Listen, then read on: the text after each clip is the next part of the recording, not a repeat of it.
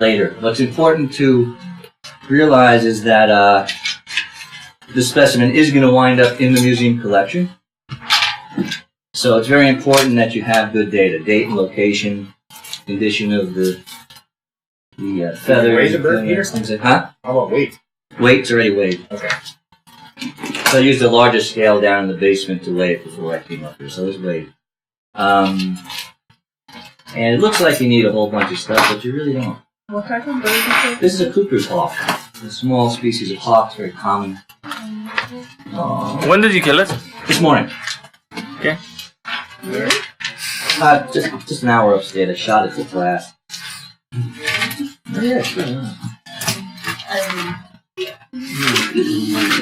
No, it's a salvage bird. It's from a raptor salvage center in New Jersey. It's just been frozen for a while. Alright, like I said, I'm not going to talk too much. I'm just going to skin as quickly as possible. When you're out in the field, you might collect, in the morning you might get 15 birds or so. And if you don't have any refrigeration and that kind of stuff, you want to prepare them. Especially if you're in the tropics, someplace where it's warm. Alright? So I'm not going to talk too much about the parts of the bird. In fact, next week we're going to talk about the external parts of the bird and the skeleton.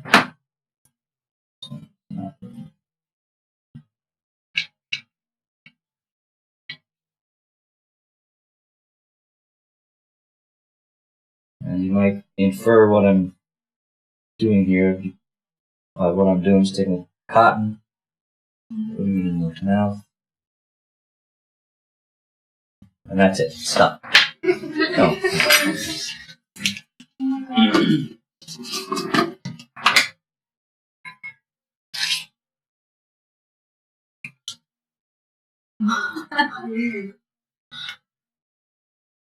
Fast. Has any fluid been taken out? Nope, it's just a dead bird. So you're out in the field, boom, you get your fresh bird, or you net your bird, and you mainly euthanize it, and then you skin it. How did that do? This was, I don't know how this one died. It was brought into a place that tries to rehabilitate injured birds, so I don't know what happened, but. How many of you have extracted DNA from animal tissue? You know what that looks like when you run it out on a mini gel? You see, if it's quality DNA, it's going to be a band at a very high molecular weight, right? And then if it's degrading, there's going to be smear down to lower molecular weights. How that relates to this is, it's amazing how fast the tissue can decompose. If you let the bird sit around for 3-4 hours, you can see it in the DNA extract later that the DNA is already decomposing. So that's why it's important to do this fast. Taking DNA samples from these things. Which I will do. Yeah, what's that? That's what? Yeah. Powder. Oh, this is a little bit of salt and pepper so we can eat it. No, yeah, it's a little bit of a desiccant. It's just, they call it wood flour. It's just wood shavings, fine wood shavings. You can use cornmeal. In fact, if you're going to eat the specimen in the field, cornmeal is better.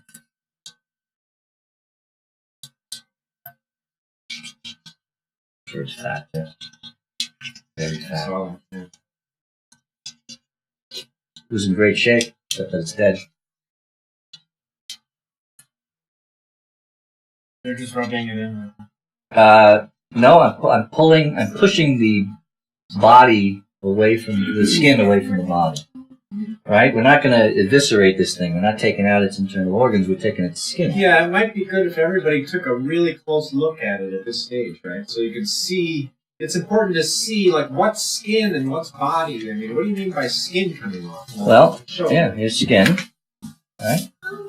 It's just like a rabbit or a fox. Its hair is attached to its integument, right? I should say that the hair is part of the integument. Right? Yeah, make sure you can see that. Go ahead and stick your face right in there. Yeah, go ahead. See that. Go look. I'll move. It's important. So So in birds, Because you You can know- appreciate how thin the skin is on the in birds, the feathers grow out of the skin, just like hair grows out of the skin of mammals. Alright? So we don't want to... Sorry, Pete, I didn't even. No, I mean, no, I it's just thought fine. it was, It's fine. it's one of the things that amazed me when I first started skinning things. It's like, Yeah. wow, that's skin. Okay, so Sure it there's is. really no flesh on it. Right? Yeah, the part when I'm done with the skinning part, you'll see the whole thing is just the skin, and we'll have this carcass left over that we're going to get our DNA sample from. And birds, the sexual organs in birds are internal. So we always look inside and measure the testes if it's a male and the ovary if it's female. And we'll show you how to do that too. And that's all going to go in my catalog. If you look at my catalog over the years, actually this is just a couple months, that's all the data that we get as you prepare a specimen. That's blood. Oh, yeah.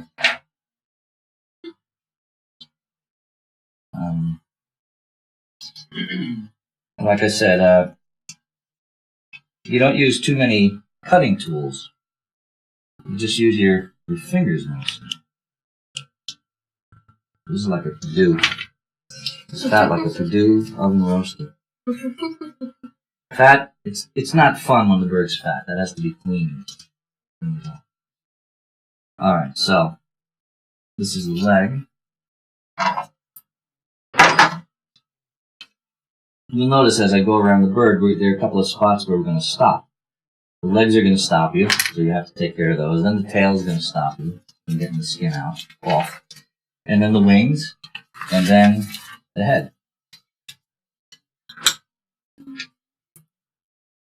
So this is the knee right here. Bird's knee is way up. Next week you'll see on the skeleton.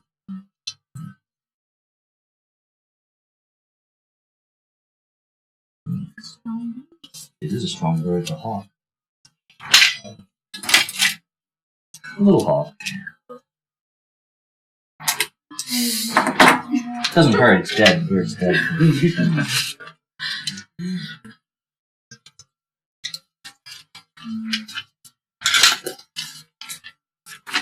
Real greasy.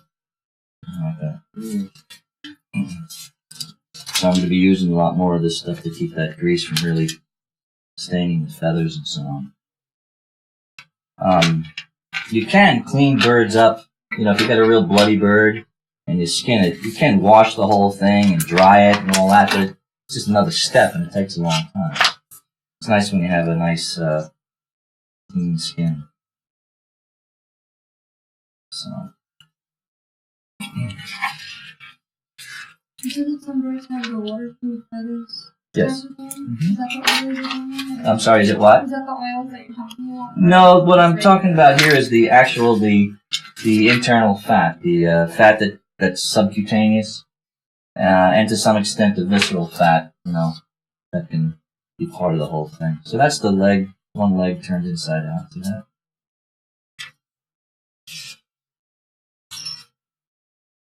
Whose is this? Is this yours? You know whose this is? Because that's DNA stuff, huh? Who's that? I don't know, it looks like DNA. Everyone knows DNA. So. In the microscope, you see the A's, C's, T's, and D's.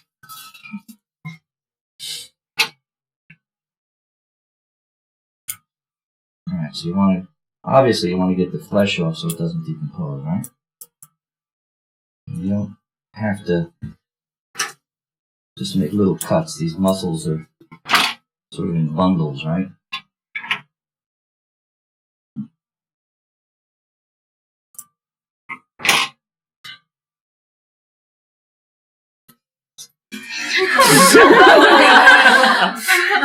Little gift. Yum.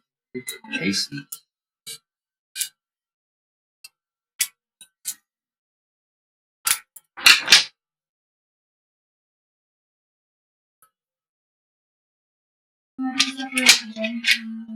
Oh, I just want that meat off of the bone.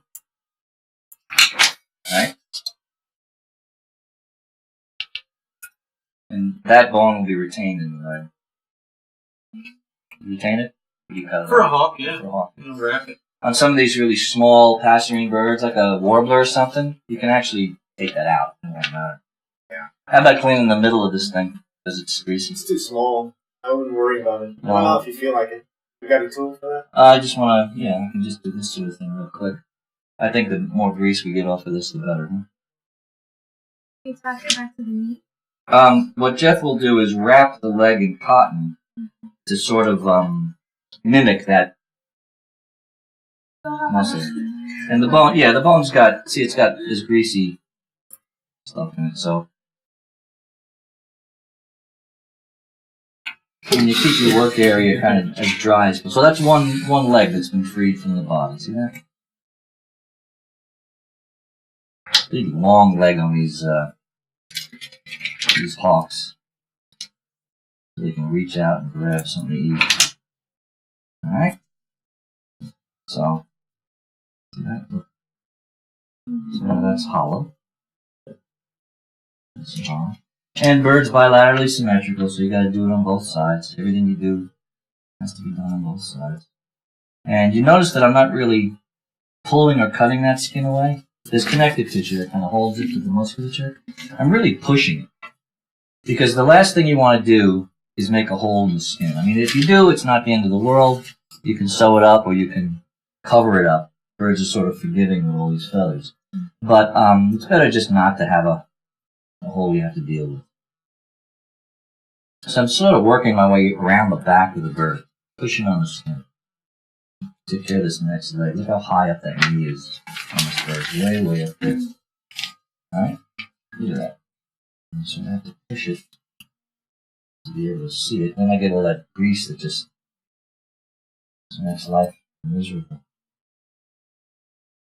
And I'm just cutting away some of the connective tissue so I can get rid of that. Making me hungry. It's good stuff.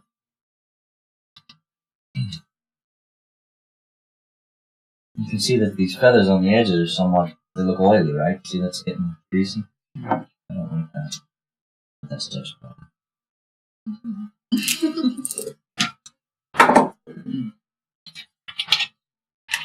See, I had big heavy bone on a hawk, I had to use those pliers, but on a robin or a blue jay, something, I think you just snap it. And on birds like big, pelican or an eagle or something like that, sometimes have to actually use a little hacksaw or something. So there aren't any real mysterious tools here. You just use what's around the house.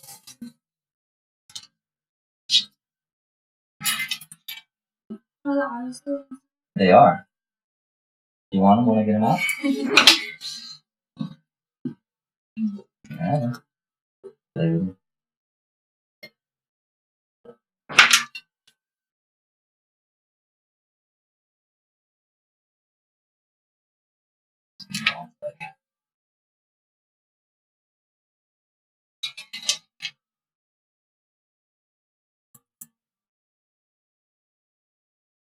I think there is one such thing outside the museum, right? I'm sorry? I think there is one such bird outside the museum. There's probably a lot of them outside the museum. No, I mean right outside.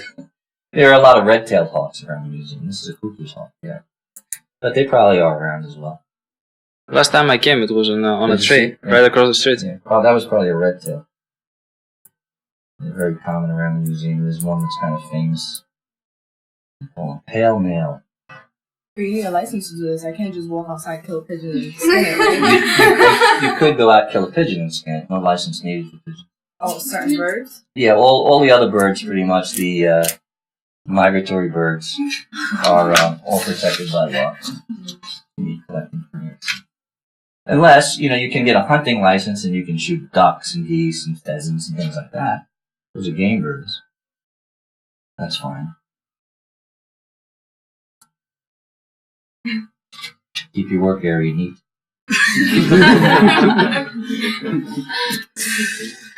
Fibula bone, there you'll learn about next week. So you get the idea. You have to get the meat off. Because we're not going to use any chemicals. We're not going to use any fancy stuff to preserve the skin. We're going to just let it dry.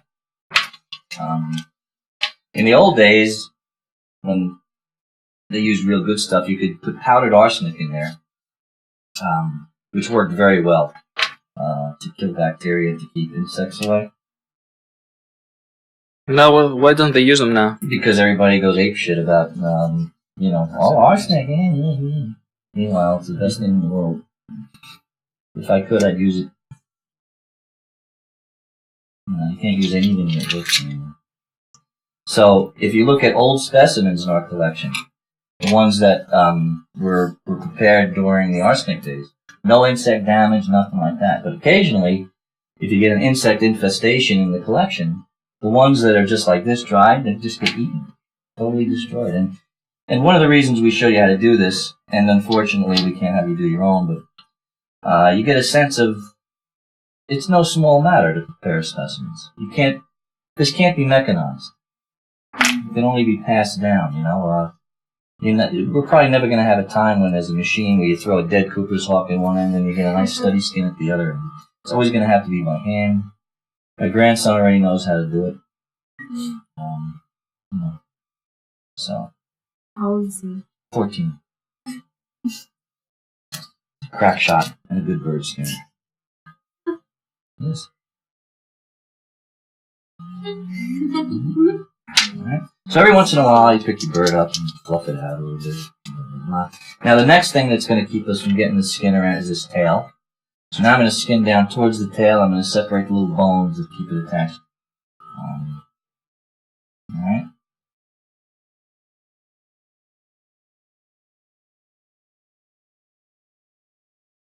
And if you want to do this, if you get a chance to make a bird skin, it'll take you a little longer your first time around because you got to feel your way around here, and which is why in the past when we had students do their own starlings, it took many, many hours because we don't expect you to know exactly what's going on. And some people are a little more natural at it than others. So on that one point here where, did I say I wasn't going to talk much? I feel like I'm talking a lot. I'm near the intestines, so this is one spot where we might get something dripping out.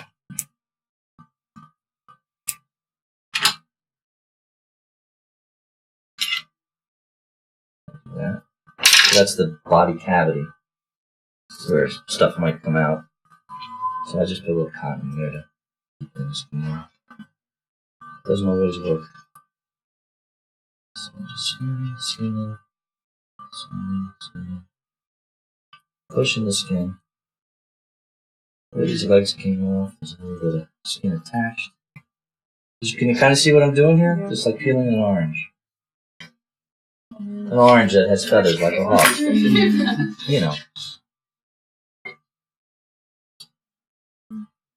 It's a nice after-school activity.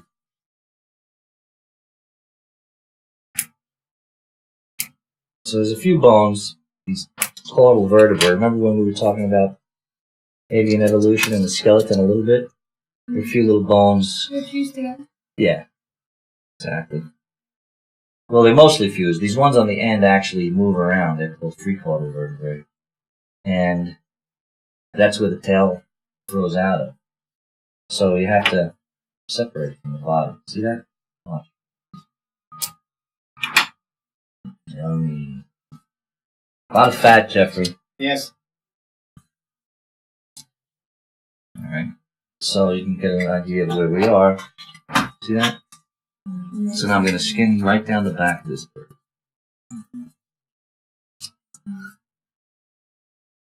Just you smell it? I don't smell a damn thing. Look at that, Jeff. Nice. Just pushing it down, not really pulling or cutting, right? Just using my palm to kind of keep these feathers away because there's a lot of grease. Gotta pick the skin of your bird.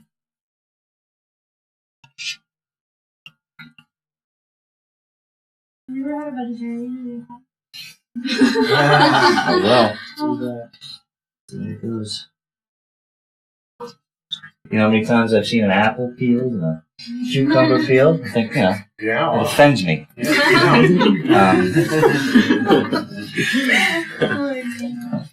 when you pull plants out of the ground, they scream. You just can't hear them.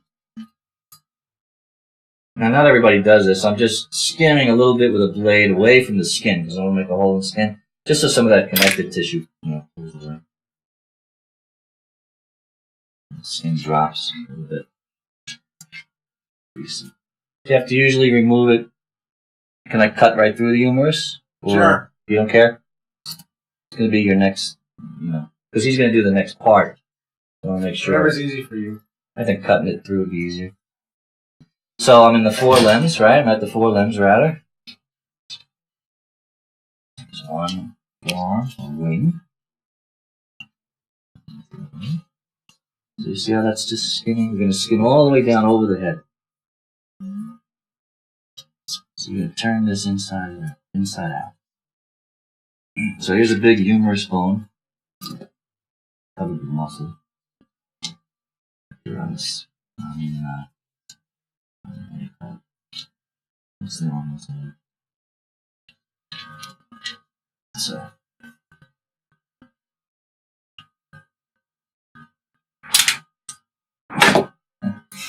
Somebody always goes, ah!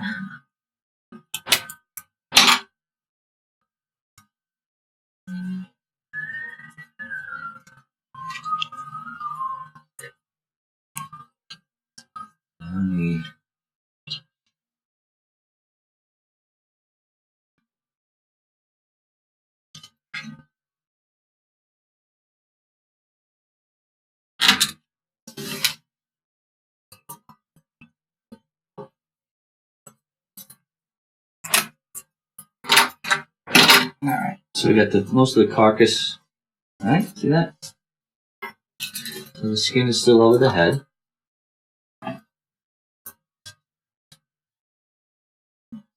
Let me make myself a little bit of a clean area here. So I got the, kind of like that, so the top of the skull is here. I'm going to keep skinning. The next thing that's going to keep this skin from moving too much is the bird's ears. Birds obviously don't have ears that stick out of the side of their heads like mammals, just a hole in the head. And the skin kind of goes down into that hole. So we're going to just find those ears and pull the skin out of that hole. Ear hole. The auditory meatus. So if you want to call somebody a hole, you just say, "Oh, your auditory meatus." It's a gluteal. Yeah. Or just a big hole, foramen magnum. Yeah. Nerd jokes.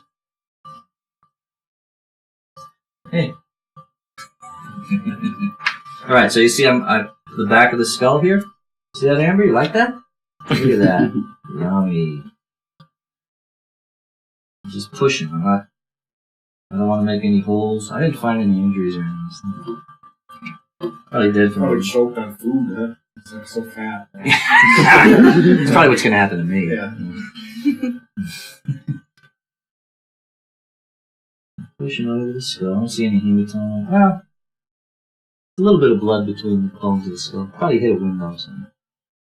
They bounce off cars. Too, Yeah, right? you do. Silly hawks. Alright. So just very lightly so I can find the ear. Here's where the skin is going down into that ear. See that little sort of triangle right there? Yeah. You see, the skin is lighter than the body, so you always kind of want to make sure you're not cutting anything on the side that has a light color. And some people just pull that out of there. On a small bird, you can. On a big hawk like this, I like to get a point of the scissors down in there. You can see a little bit of, you'll see a hole and go, "Oh my god, I made a hole in the skin." Well, you didn't. That's the ear. So you're allowed to have that hole.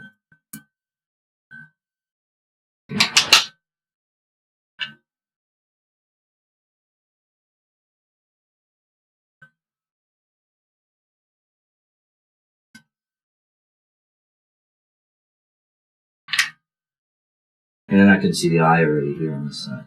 Big eye in the bird. They have two of them.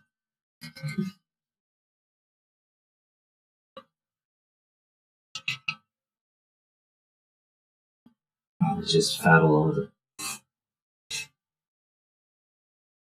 Yeah, we don't like fat birds. It's just a pain in the neck. You gotta get most of it off, or else it's gonna come back to haunt you, in a little while, it'll come right through the skin, after you've been laying. Well, it gets on the feathers, makes them look dirty. Alright, so both ears have been dealt with. The next thing is the eyes. Hawks have these big eyes. All birds have big eyes, but these hawks have these huge lips. They see well, right? They do. Do they have 4 cones that they say? 4 cones? In the There are retina. more cones than that. No, I mean 4 types of cones. The types of cones. Are there different types of cones? Birds have different types of cones? Yeah. Yeah, right. 4 cones. 4 cones. Four different lipid droplet colors. Right. Yeah. That's So I'm just skinning the rest of the head down near the eye. So you don't want to cut the eyelid. You know that we stuff these with cotton, the eyes, right? So you want to make sure that there's no damage to that lid. You can help it.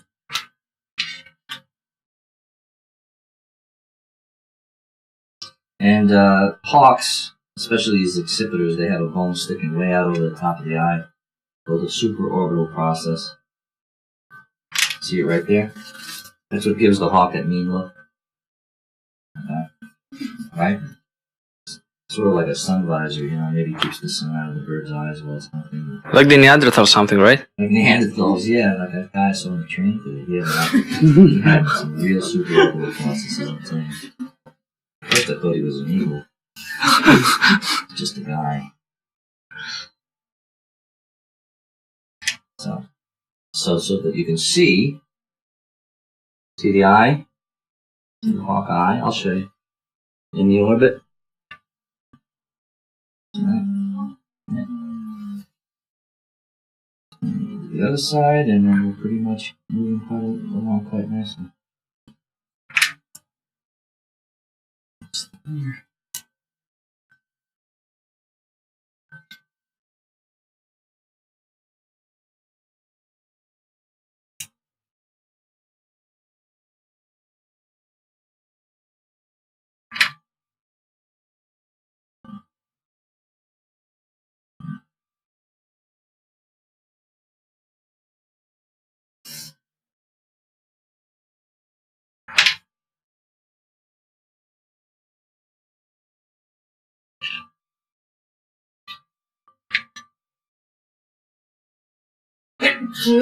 Allergic to I'm allergic to birds.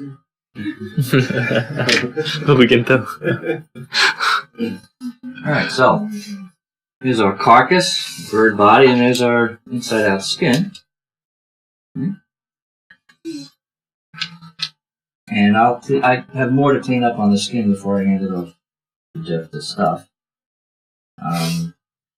We want to take the brain and all that out of the back of the skull. We'll deal with this later on. We'll look at the gonads later, and we'll get a tissue sample from that later on. Something like a guillotine thing here.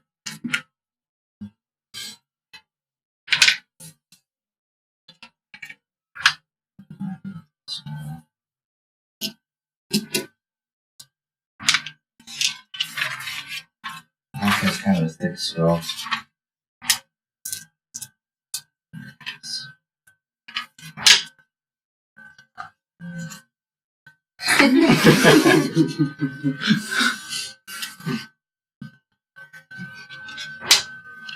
You remember that cotton we put in the mouth? Yeah. It's always fun to try to find it. Right here. It's in there somewhere. So there's a brain back there. The neuro people.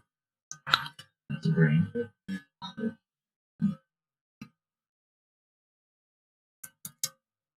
I'm trying to get all of it out at once. And this is explained in the handout over there. Take a look. But you still have in the tail, right? You have some bits. That's a good observation. There's the tongue.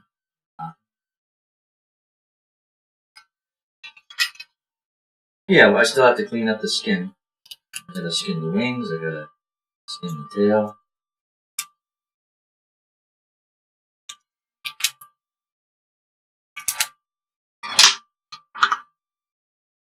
Crunchy skull stuff. Should have gotten my tripod. Yeah, it's just...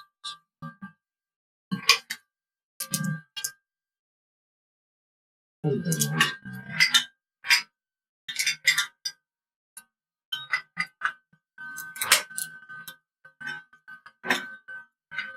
Get a straw, I can suck that right out of there.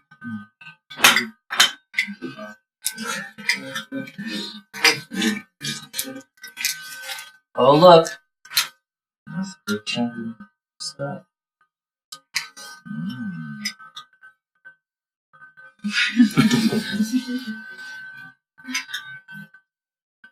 Put your eyes out.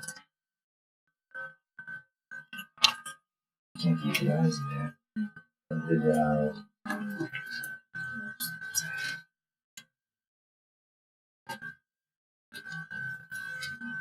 Skull up. Oh, look. Still a little bit of brain.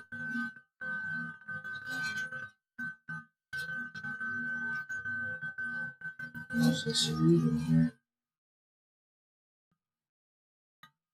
I don't like mushy brain. Sometimes it comes out in one nice big chunk. Sometimes it's just mushy. But the brain's there.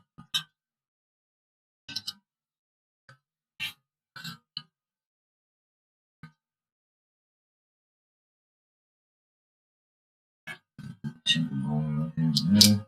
Now, so you want to just clean the skull out.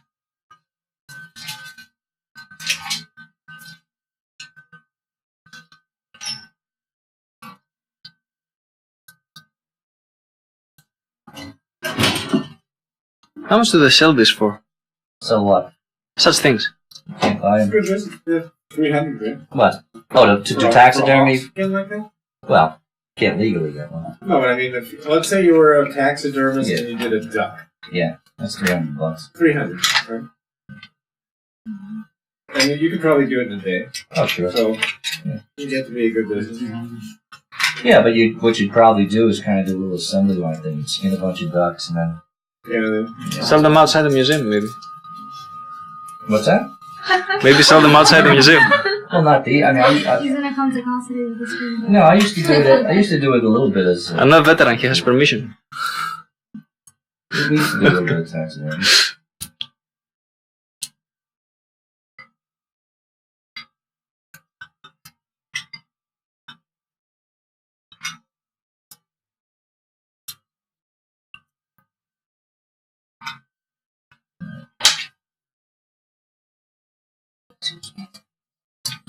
And these are easily domesticated, right? Say again? These are easily domesticated, right? Hawks? Yeah, I remember. Domesticated? No, not No, no, domesticated. no. That's what somebody else said, but I had a friend. Not this kind. Oh, not this kind, right? No. No. No, they can be trained for falconry, but they're not domesticated in a sense like ducks and chickens. It's And different. that particular species is really difficult to train. It is. It's a very wild. A friend of mine had one little one. Yeah. He had in the house, and it grew up and everything, and it wouldn't leave the house. The doctor there was an animal doctor there, and he said, well, it's not gonna come back if it leaves. But it was living and coming back. It was always there, even when it had. It was a hawk? Or what? Sounds like a kestrel. Yeah, I had a kestrel in my house. Yeah, me too. I had a lot of kestrels. Yeah. But I usually, think yeah, it was a hook. Yeah, They it said. was a hawk. That's what they said. It was a big one, pretty big, Oh. Oh, yeah. bigger than this. Sparrowhawk, maybe. You raising a sparrow? No. Where was this? In Greece, Greece. North Greece. Eleanor's found. Check out that now, right? Yeah, this is just fat. See that? I'm gonna get some of this off, so that Jeff doesn't have too much of a hard time. See, this is all adipose tissue right here. Another guy had a golden eagle, a baby one. He used to work in the slaughterhouse. He used to get the intestines. It would open the mouth. It would put the intestine, the whole intestine in there. Yeah. I don't know what to put it, but lots of food. Yeah. But usually they feed them with livers. This guy. Oh. Yeah, huge. I had a friend that had a white-tailed sea eagle. Wow. Used to feed cats to it. Joe Becker used to throw all these stray cats to the eagle. Nice and tasty. So this is all fat. Look what I'm doing. I'm just pulling this fat off. And there's a little bit of meat, bone left down in the tail, which is where I am right here. See this? And that has to be skinned out. And I have to skin out the wings too. Oh, it's moving along pretty quick.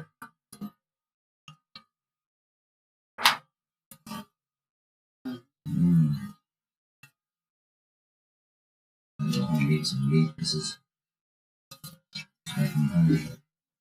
It looks horrible. Okay. At this point, I can't see how that's going to make a decent looking set of skin. No, can't be done. Might as well throw that out. See how much is left in this tail? Look at that. That oil gland we talked about is here. Oil gland? Mm-hmm. What is that for? Got oil in it. The bird can use it to waterproof its feathers when it preens. And that oil also, when it's on the feathers, gets hit by the sun, converted to vitamin D3. And then the bird preens its feathers again and eats the vitamin D3. Because obviously birds don't have a lot of skin exposed to produce vitamin D like we do. Huh? I never knew that. Interesting factoid. There you go.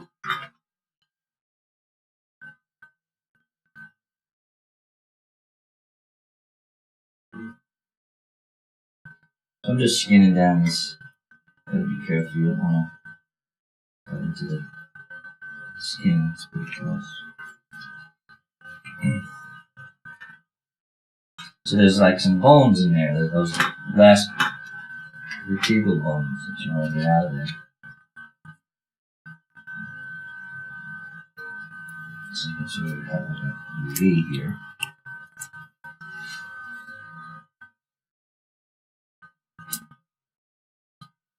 And you don't want to cut the base of those feathers too much because the feathers can fall out if you cut them too close to the skin. So that's just a few vertebrae that are hanging on there. You clean things up, you try to get the bird's wing out of the gut pile.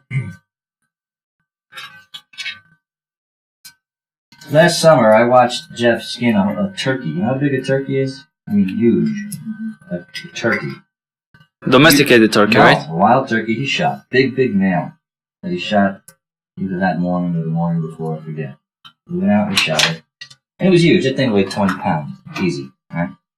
We didn't have a scale. I know, but but monster. It was, yeah. So he had his eye was infected and he couldn't see. He's blind as a bat. So he's out there in his yard skinning the turkey with household paper scissors. Took about 5 hours. He's out there skinning a turkey. It was miserable. It was horrible. It was miserable. It was hot. It was summer. Yeah. And Covered my with hands ticks. were all bloody. Yeah. And the bugs were coming to bite me. And you couldn't see. I'd want to swat the bugs with my bloody hands. Yeah. And it was a mess. The scissors. The house I scissors. was Not just even so one of these. irritated after that. But you did it. Yeah.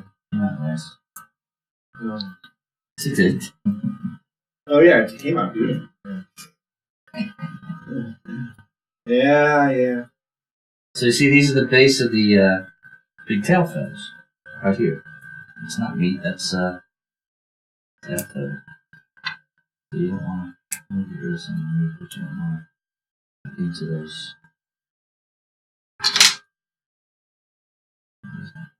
Alright. We'll put something really dry. I mean, if you want to take some more off, you can.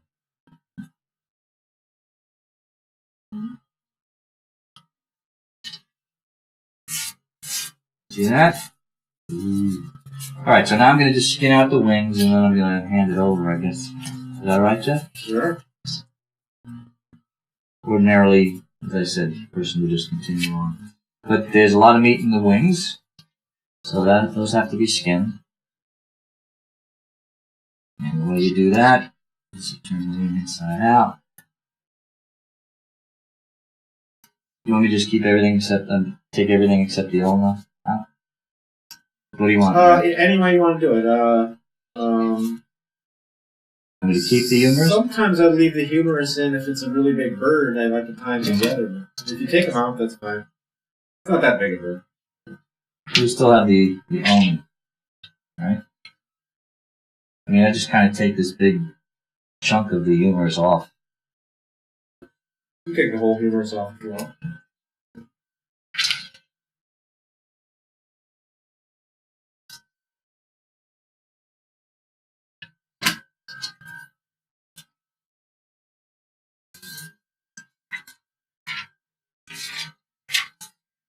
So as a kid, instead of hanging out and making friends and socializing, I used to do this all the time, all alone. Then I got a museum job, nothing else to do. Nobody would come over. Frightened.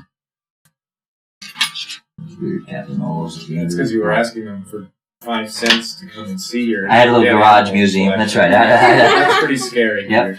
And then these kids were cleaning out. Some people down the road were cleaning out their attic with a red wagon they're pulling. And in that red wagon is a stuffed moose head, big mounted moose head. And they were like, "Yeah, our parents don't want us to keep this." Blah blah blah. And I said, "I'll give you $5 for that moose head," you know. So I gave them $5. I had it in the cookie jar, you know, literally, little paper wrap. And I bought that for my museum. So my admission price went up to 15 cents. Yeah. And then the little bastards came back about a week later. Decided that Dad, I guess, wanted his moose head. It was a little thing where Mom didn't want it, but right. So I had to get that. Gave me back my moose head. Yeah, I because mean, those my things money. are worth a lot of money. Oh, now they're probably $500 Yeah. back then. Anyway, that's the story of the moose head in my museum, my garage museum. Yeah. Yeah. Something out of a Christmas story. Where are you from? Where'd you I get mean, that Impala head that you gave me? Well, I was on safari in You Africa. were on a safari, yeah. Yes. Yeah. And And that one got ornery around camp and you wrestled it to the ground? I did. I did know that. Yep. And I killed it with my bare hands. And Yeah, it's interesting, yeah. It's the only Impala head in existence that has a big black eye. that's right. Punch that. Peter Punch. Punch that little shit.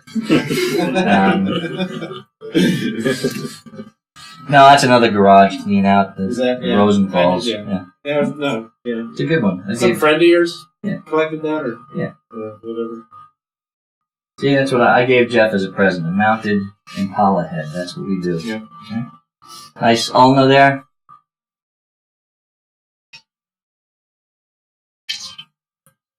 Very clean. Look at that. That's clean.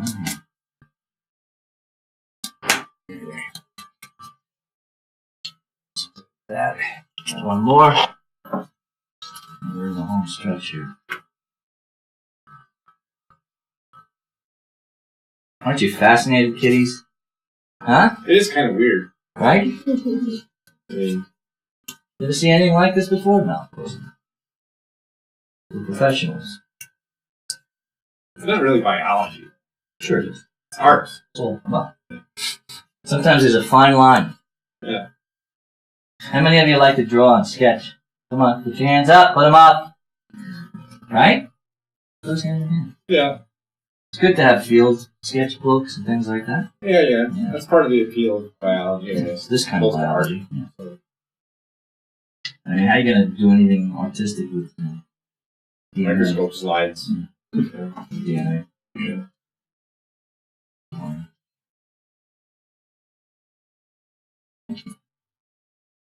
And Jeff, when we were undergrads, you hardly knew what DNA was. I know. Now, Yeah. it's just Yeah, weird. DNA was, boy. We thought we were really high tech when we were Doing studying this. protein. Well, Allergies. I thought we were high tech doing this. Oh. Yeah.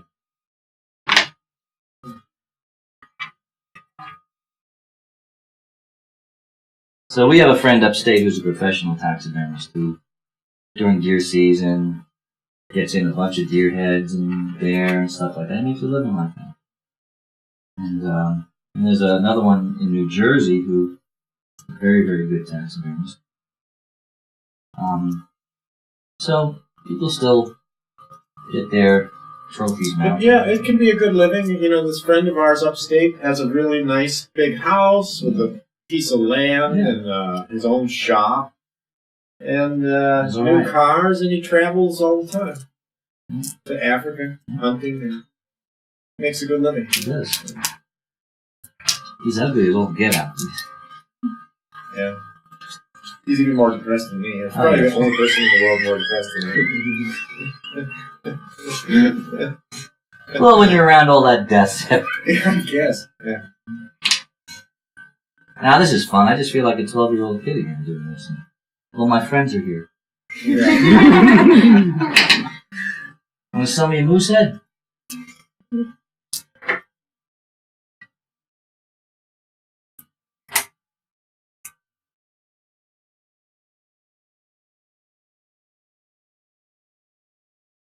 Sorry, just get these tendons and stuff off. So you just removed the radius bone. It's just out there. Yeah, everything's gone. You just have an ulna and a hand. Yeah.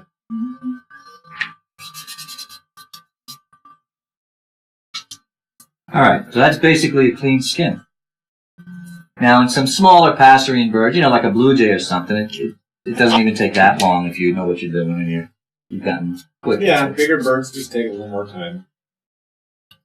Alright, so that's a bird skin. Ready to be stuffed. Inside out. Yeah. Very nice. Want to pass it around?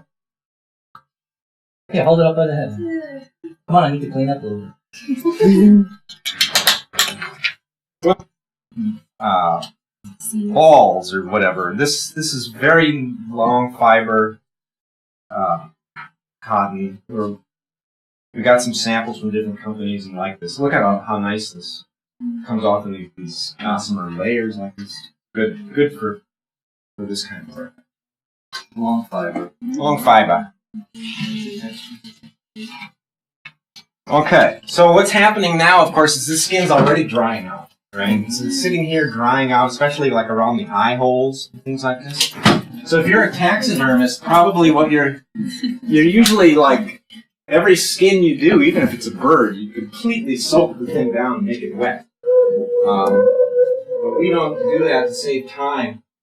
So what I'm going to do is I'm just going to get myself a little bit of moisture here on my fingers. You can use beer. You can use spit. Yeah. Whiskey. Yeah. Oh, whiskey's hot. Well, you don't want to waste I'm just going to, just some of those areas that I want to be pliable, but not too wet, just to kind of make them so. Just around the face. You see, those are the eye holes. The rest of it. If it's a small bird with a really thin skin, it's even more important to do this. If you're collecting in the desert, it's like within seconds, you got a piece of toast. Okay, so now, paper towels in here, and Just where you are there on the right. give it a big wad.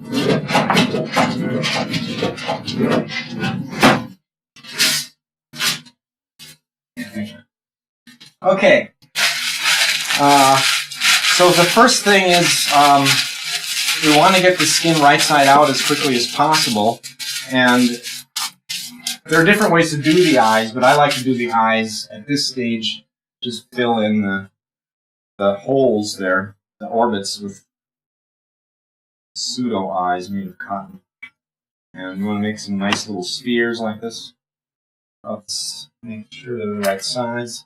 Hawks have big eyes. Make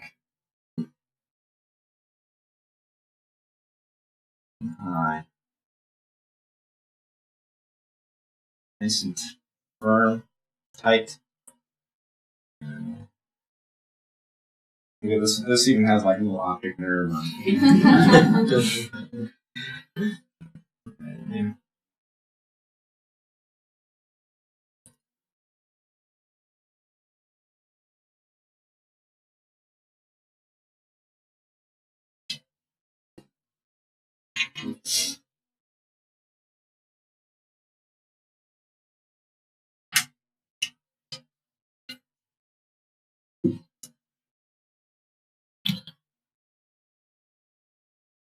Isn't it a good idea to put these plastic eyes on top, like?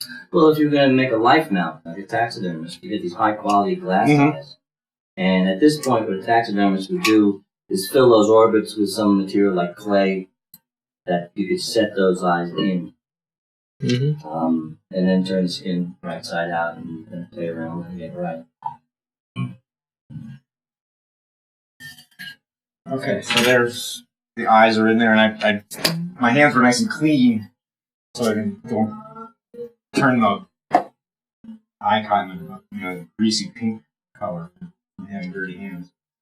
Okay, now we're going to do the magical bit, if we can, and try to get this thing right side out. And it's tricky sometimes. You reach your finger in there and try to see if you can feel the tip of the beak. It's a curved beak. It's a curved one, so it's not so easy. I'm working fast because it's drying out.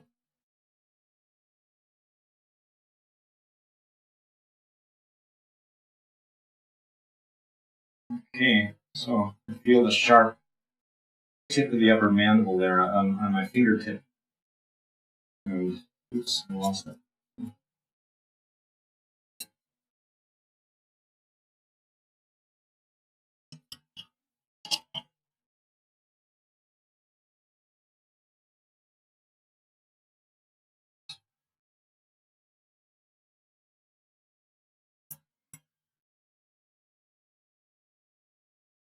Somewhere. There's the beak. So try to get this right side out again without ripping all the feathers and ripping the head right off.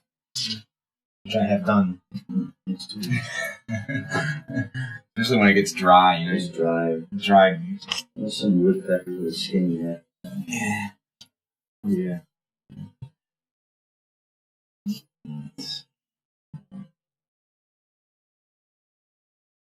Come on, you.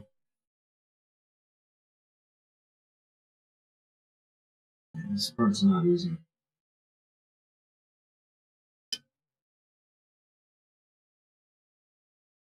And if the bird's molting, it means the feathers are already loose, you know, and feathers are coming out, and you just get so disappointed with yourself. So it's better to do it as fresh as possible, right? Yeah.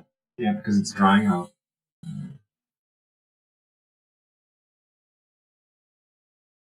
And it helps to have some bit of fingernail length. You know, kind of. Well, you saw Peter when he's skinning, you know, he's mostly using his hands. It helps to kind of grow your nails a little bit. Well, I broke my tips. You did? Oh, Well, I had them done, Oh. and then Oh. you know, I had those stilettos, Yeah. and they're just a mess. Aw. A hole in your skin.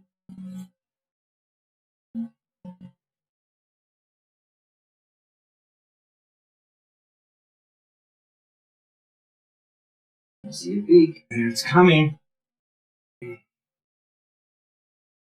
Somebody being born. Slap that thing on the ass when I come back. Get it to cry.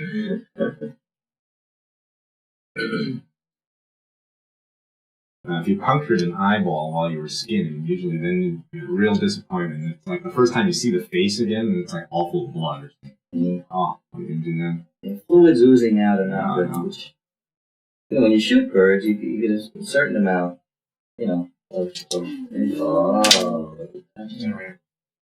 Got it. Okay, now look at those eyes. See, they're begging to be reshaped at this point. Sometimes I'll even try to get my force it open like this and try to grip that cotton ball around the back and try to pull that eye out a little bit, give it some shape. Try not to rip all the fibers.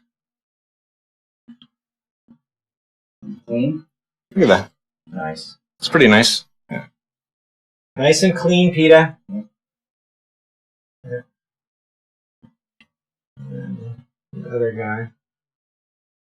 Because I couldn't really tell the whole last part of it. I was blind as that. Yeah.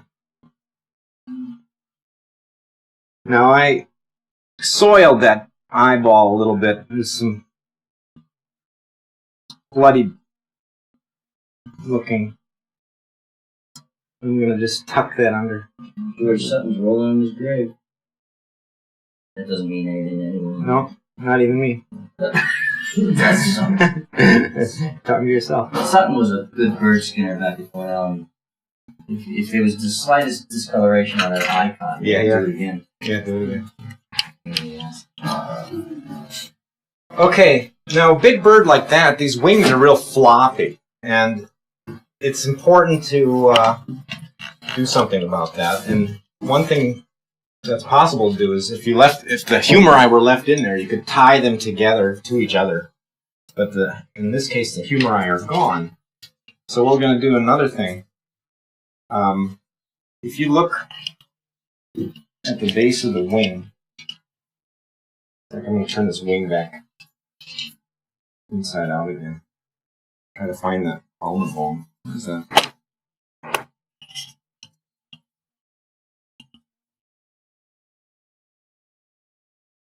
There it is.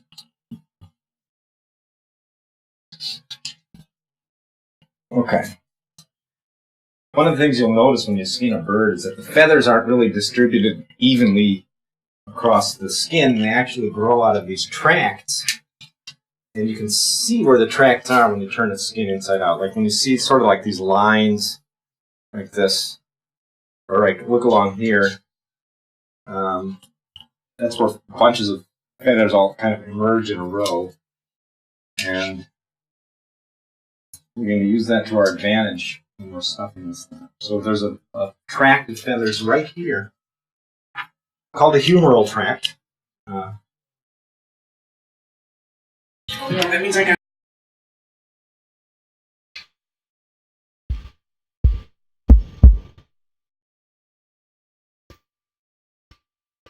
That's where home ec class came. Yeah. We have this nice thread. What I'm going to do is make a ball on the end. Stopping point.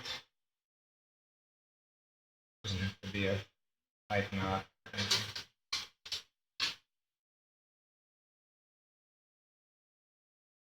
Okay. So we got some thread with a knot on the end.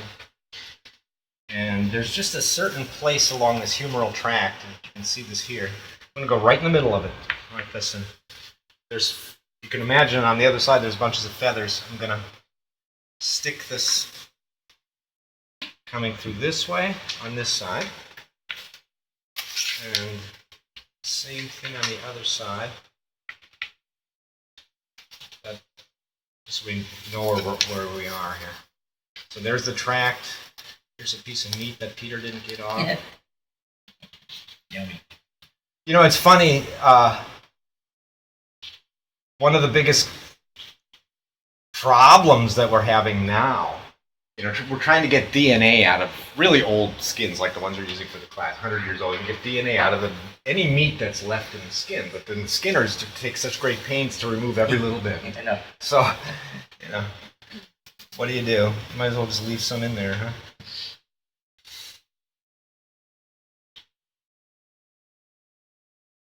Okay, so those humeral tracts are tied together like this. Look at that. Weird. Make any sense?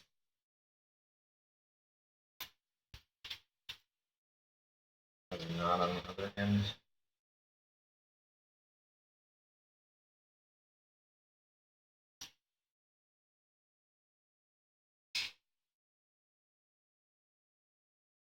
Now my hands are getting really greasy now. So if I start stroking on the feathers, I'm going to make dirt.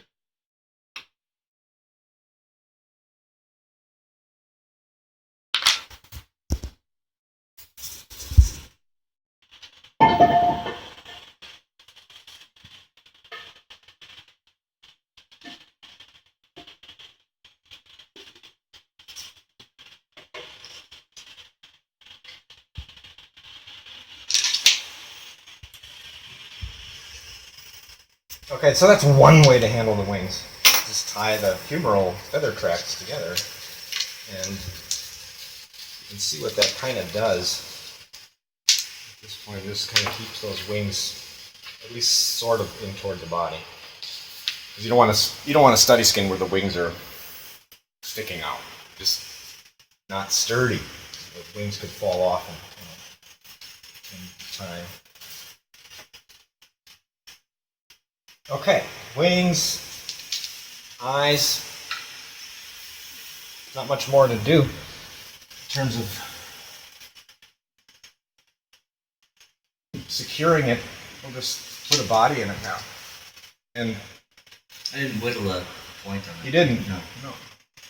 What I'm doing here is I'm just sort of running this stick inside the skin a little bit, just to kind of make the feathers lay nice. See?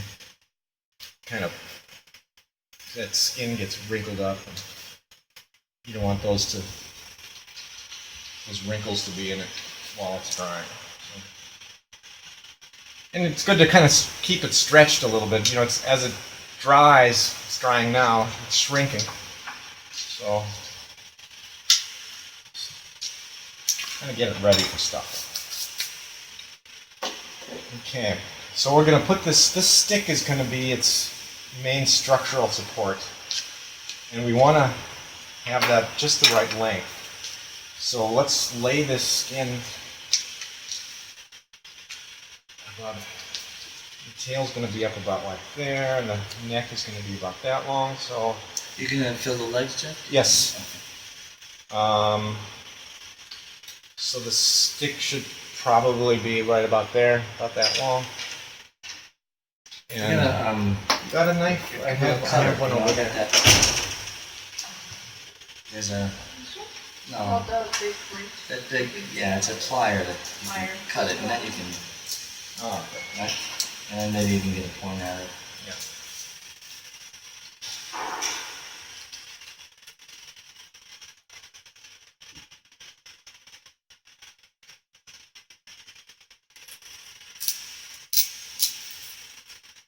You're gonna razor blade there. Blade?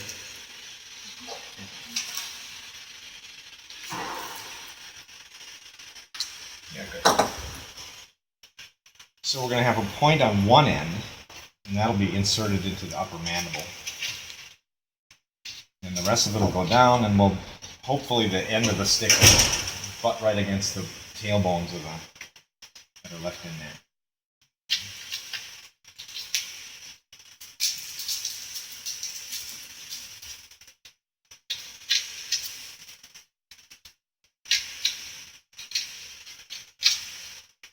Yes.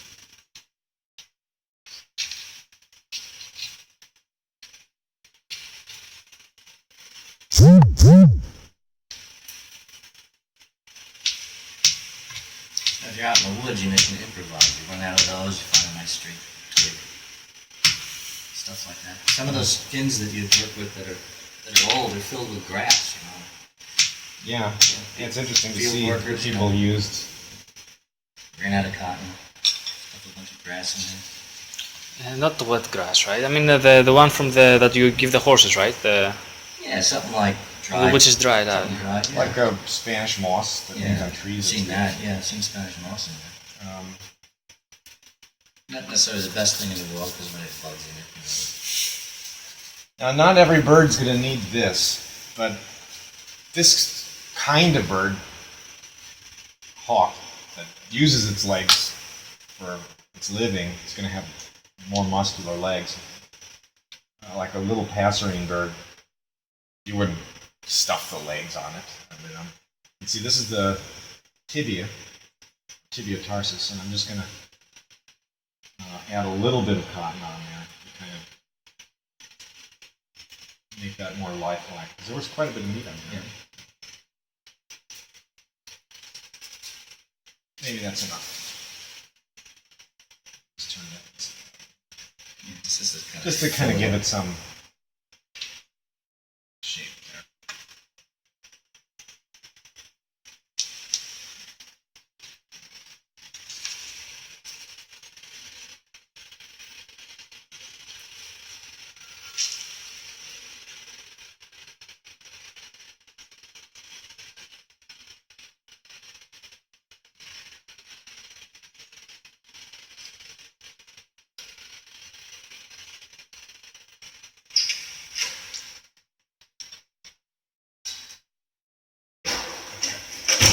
Stick. Still not sharp enough.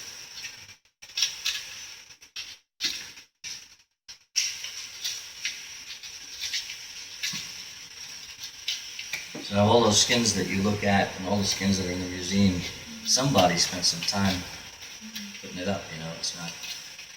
Yeah, it takes some time. And it's, you know, and they're irreplaceable. And look good.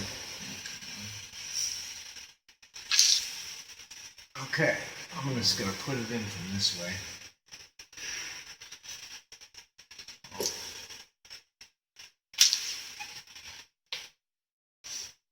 And lay this nice and straight. Wings in the gut pile. Okay,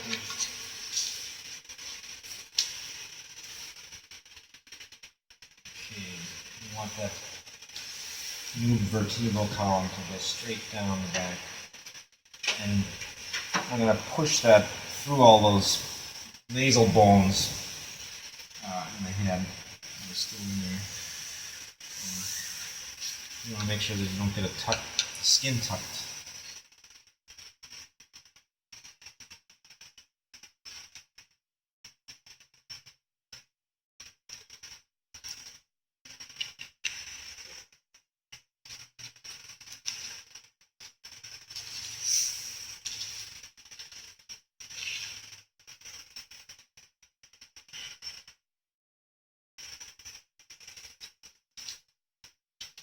Of course, the stick's not too long.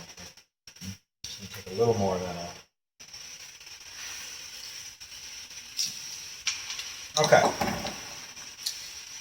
Now we're going to make the body. And what you want is a nice, firm body. It's been a long time.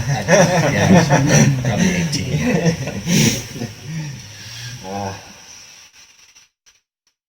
There's different ways to make. I mean, you can buy pre-made taxidermy bodies, right?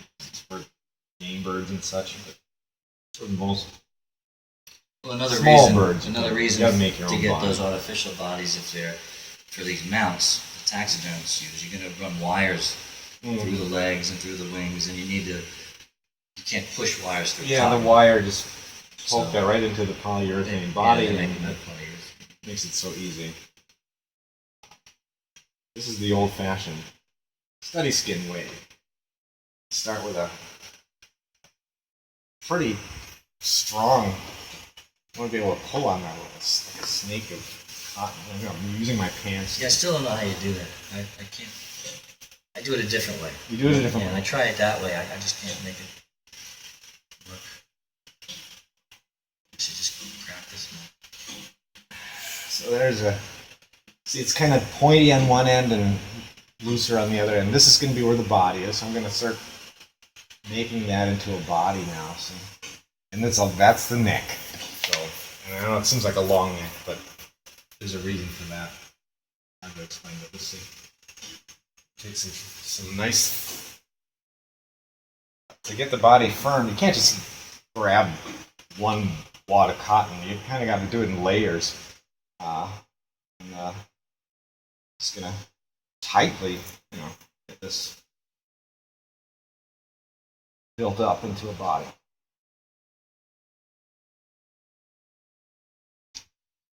So it's, eventually should be almost as big as the real body. Good to have that carcass laying around. So it helps you. Is that a crock pot? Nothing like hawk. So this is why you like this like long fiber. It just really helps you wrap these bodies. So you don't want thick wads. You want thinner wads. So you layer that up. Cotton is all over the place. Flies around. What happened? Cotton is all over the place. It Oh, flies there's around. cotton? You can see that? Oh, yeah. You're breathing that in. It's great. Not good. That's the next thing. That's the next thing. Well, I mean, there used to be peanut allergies. Now it's going to be cotton allergies. Nobody can go to school anymore because everybody's wearing cotton clothing. Can't skin a bird in class. No.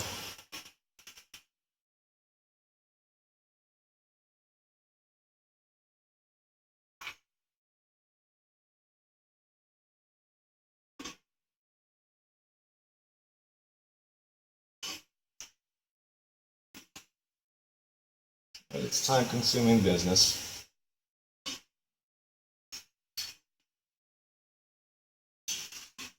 I'm lucky these days. If I can do 5 birds in a day, that's like a major day. I used to do 10, but Now you have to nap. yeah, I know. And then when I'm done with my nap, I'm so groggy. It takes me 4 cups of coffee to get going again. By then it's dark and it's day's over. Well, you know me. I spend most of my time in camp sleeping in the middle of the tent. Oh, yeah. He doesn't see me through the day. Did you know that first? That's why I like camping with you, Peter. Because I like to be alone. Yeah. Which is fine. But I gotta tell you, this spring, that first night in the Adirondacks, when I was asleep in the screen tent, I didn't know you were gonna play that. So Yeah. There's an owl that lives up there. Yeah, It just yeah. has this loud, horrifying scream, and he's got it on tape so that he can, try to call them in. You didn't see me wake up and almost shoot you. And I started this thing up. It goes. Yeah, I'm fast asleep and But you know what you don't realize is that half of what you're hearing was the actual I wild know. live bird. It's And cool, the yeah. other part was me. So playing that. He started it. That bird came back every night. We couldn't get him. Oh, I know. Middle of the night, No. dark out. No. Well, you can't see. Can't see. You can't move through the habitat. 2 grown men trying to chase an owl that's about this big. In the middle of nowhere. Okay, so here's this body, and what I'm going to try to do is It's a big sperm. pull it into Big the sperm cells. and grabbing Big it. Maybe that's what whale sperm looks like. Oh yeah.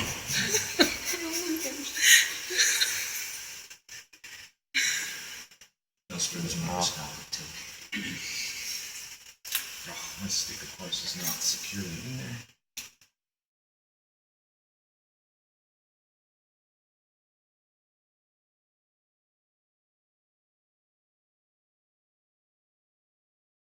You should hear it crunching if it's done right. It's usually my elbow. Shoulder.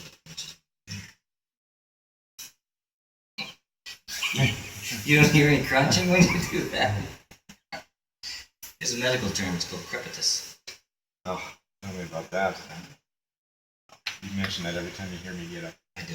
That's crepitus. That's I said, crepitus. yeah, it's because I'm decrepit. Okay, so let's feed this body in there. Yeah, I like that. That method's cool. I can't make it work for me that way. Why not? No, I have It's so easy. yeah. It looks How easy. else do you do it? Well, I wrap my body around the stick. Oh. Sorry. Yeah. George Sutton, that's what he did. Oh well. Oh, well. Take him out.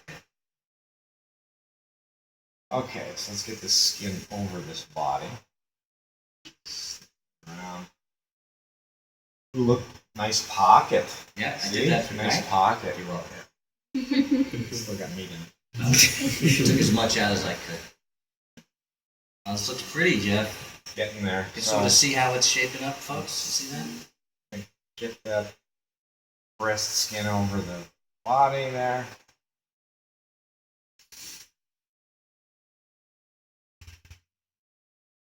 Yeah.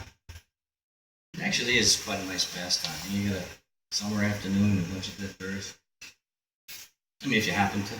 And, you know, you sit there, you smoke your cigar, and you drink whiskey, you flip skins. It's good.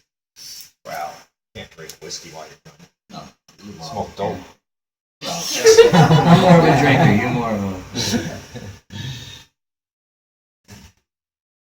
So I'm kind of just sort of readjusting the skin a little, because you could stretch that skin all out, but look, the skin is kind of like in a natural bird, it's folded up a bit, so you kind of have to replicate that, and it's hard. Well, it's easy to stretch a neck, or Yeah. some of these things look like they're this long.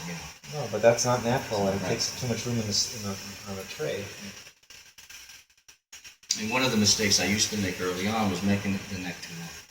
Yeah. Tuck that head down. Yeah, like what do you think of that? I mean, that bird like has no neck. Yeah, that's right. But that's what you want. Sometimes those feathers get a little tucky on the head, so I'm just gonna. Sometimes there are birds like pelicans or something like that, where you do have to swing that neck around. So look, I made the body way too small, right? But it doesn't matter. We can add a lower half, and I'm gonna It's such a great pocket. put some cotton in that pocket. Hot pocket. The pocket, and we're gonna put in some thigh meat here. Some thigh meat.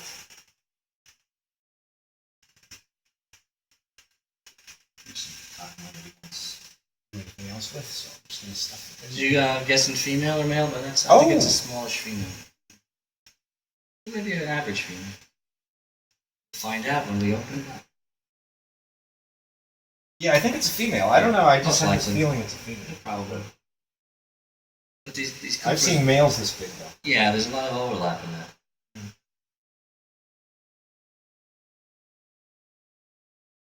So this tail, see, it actually belongs like way up here. See, so maybe that's enough stuffing.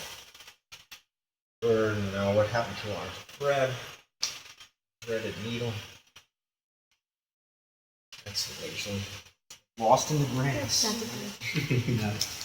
Need the trays. There it is. Okay. Need another ball on the end of the thread there.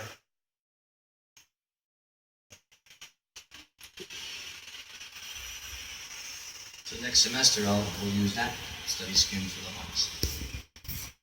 Oh.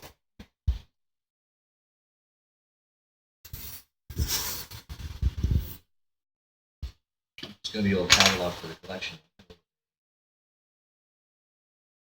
Now, it doesn't take much sewing really to do this belly. I mean, it's a huge gaping hole. I'm just going to put one stitch right in the middle, the top here.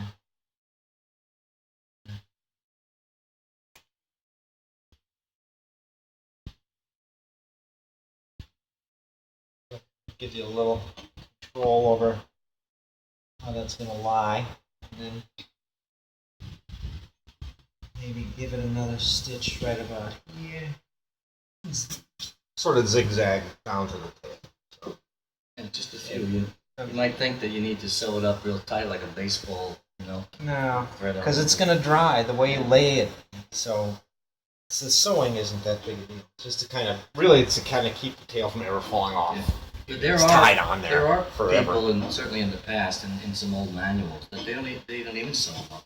No, They just right. Just tuck it. Tuck it Once together it's and- dry, it's pretty stable. I'm I want to sew this.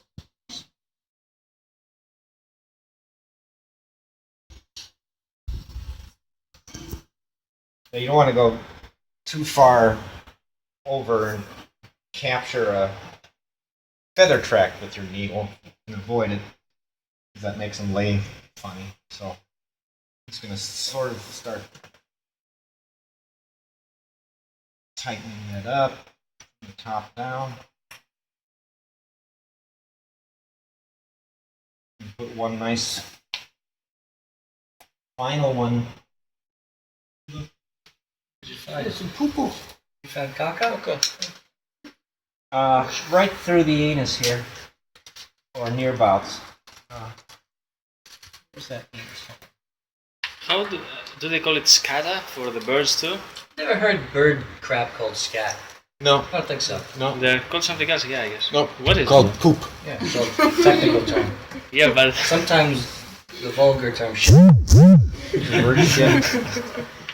it's also used there. Or caca. That's a quiz question. That's exactly it, I guess. No. Scat's more of mammal.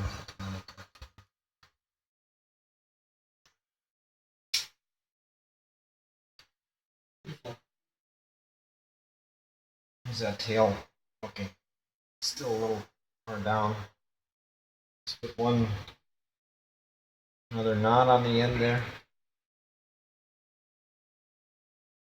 In Greek, scata means shit. Hmm? In Greek, scata means shit. Yeah, I know. Yeah. Well, but would say it all the time, you know, it's like... Yeah, but scat is a term that we use in no. field biology. Yeah, I'm not real. And scata biology. for plural. Yeah.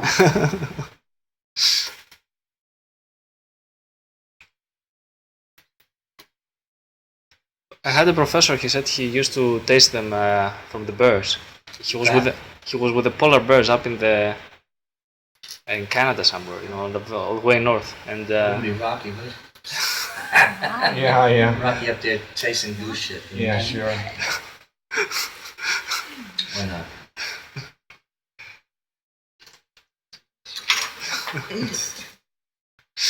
Okay, so that's enough sewing.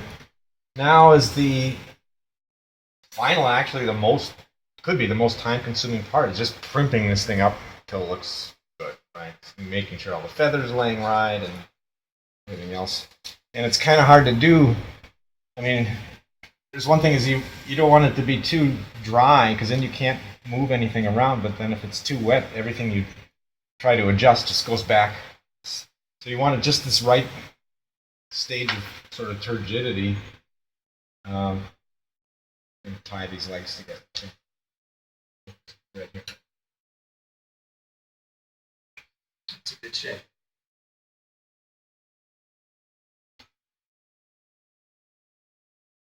Awesome. Yeah.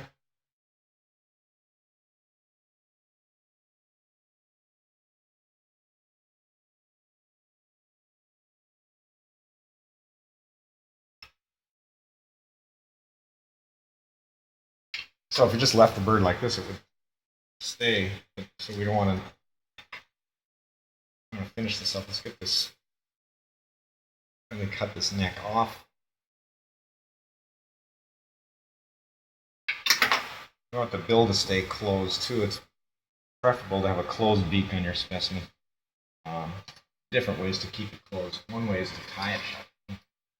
Just get a piece of thread, tie it shut.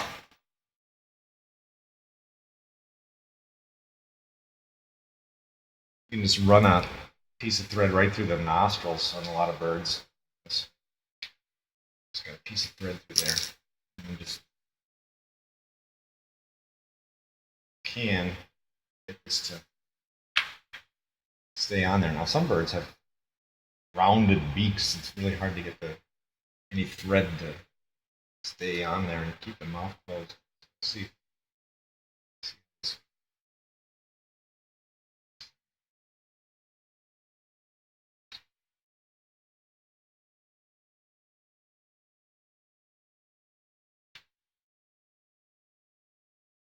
Okay.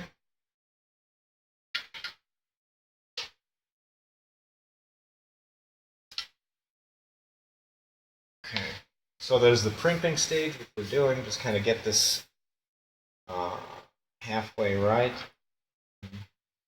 These wings the way you want them.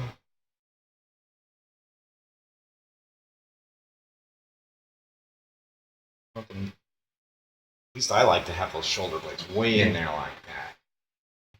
That way you can kind of take these neck feathers and hide them over the shoulders. That looks pretty natural, huh? Oh yeah, it's good. I mean, birds look like that, right? Sure. I mean, they don't have a birds on. I mean, when you see a bird, you can't tell how long it is.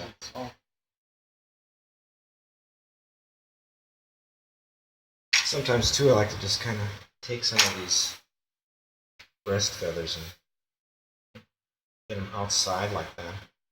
You can always tuck them back under the wing later. Well, that's good because there might be feather patterns and stuff on those flank feathers Yep. that somebody wants to look at. Yep, and if they stay tucked under there early on, they can soak up some grease. Yeah. So to get them out and away. And then if the bird's been shot, it might have a hole in it or something, so you want to be tucking and playing around the shot hole. And as you know, some birds have crests or head feathers and stuff. Sometimes the ferreters will pin those up so they stay up so you can see that crest. Kinds of things like that. So there's different ways to at some point you're going to be done. You want to walk away from the thing. And there's two things you can do. One is kind of pin the bird to a board. And that works well if you're in a lab or something and you're not going to go anywhere. Just pin it to a board. But if you're like in your car traveling and you want to secure the bird in a fairly decent shape, still be able to move around, you wrap the bird with some cotton like this, and that's what I'm going to show you how to do. You can pack a bunch of them that way and ship them.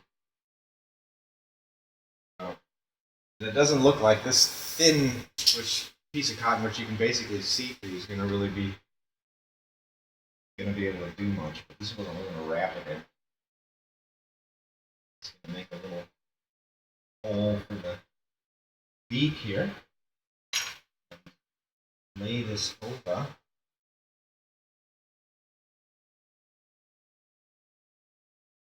You can unwrap it, and I will, in half an hour, kind of readjust everything. It's a little drier. Oh, you'll be playing with that for the rest of the Yeah, you can play with it for a while. Wrap like this, and then flip it over. That'll be neat. Next time we see you, show you that dried skin. Make sure these wings are even with each other.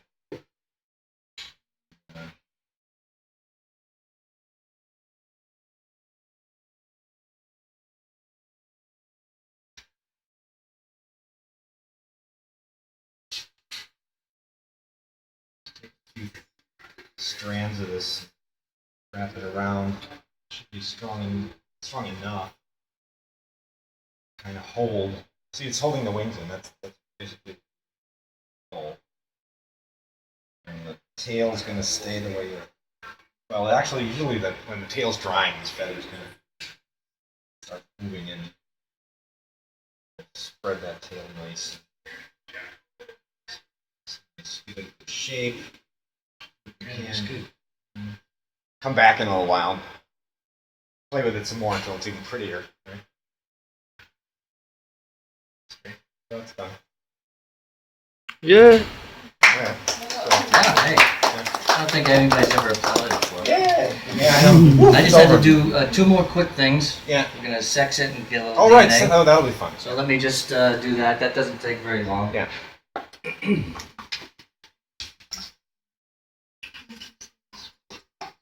Nice. Looks good.